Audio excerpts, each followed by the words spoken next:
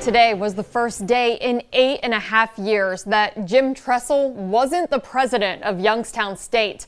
Dr. Helen Lafferty took over at midnight. Yeah, she's a YSU grad. I talked to her this afternoon. She told me she wants to keep the momentum and goodness that was established by President Tressel. We'll hear from her at 6 o'clock.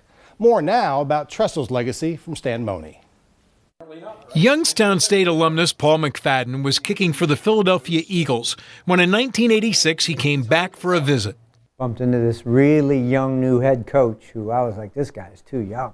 But it didn't take McFadden long to change his opinion. You knew right away he was pretty special. He's been very great to work with.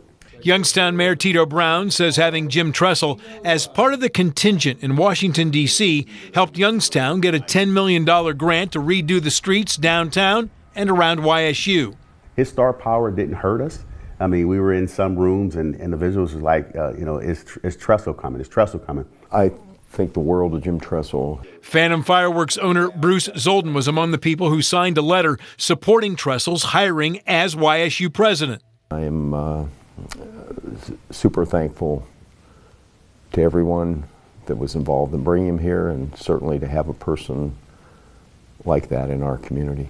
So I'm very impressed with him as president. Dr. Nancy Wagner runs the School of Nursing. She was most impressed with Tressel's commitment to presence. In the middle of COVID, he came to our drive-through medallion ceremony.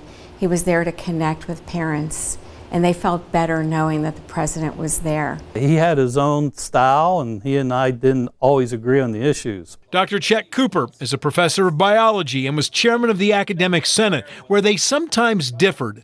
But still, Cooper praised Tressel for his time as president. The university is what goes on the inside, and he's made extraordinarily positive contributions to making sure that we're a center of academic excellence. I tell people if he was the director of the marching band, that team would have the best marching band at halftime in the world. I mean, he's a leader. So as Jim Tressel ends his 23.5-year run with Youngstown State, where does he stand among the most significant figures in Mahoning Valley history? He's probably going to be in the top 5. I would have to say Jim Tressel is certainly in the top 3.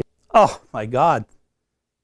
If he isn't number 1, I'd like to know who is. I mean, I would put him with John Young and Volney Rogers.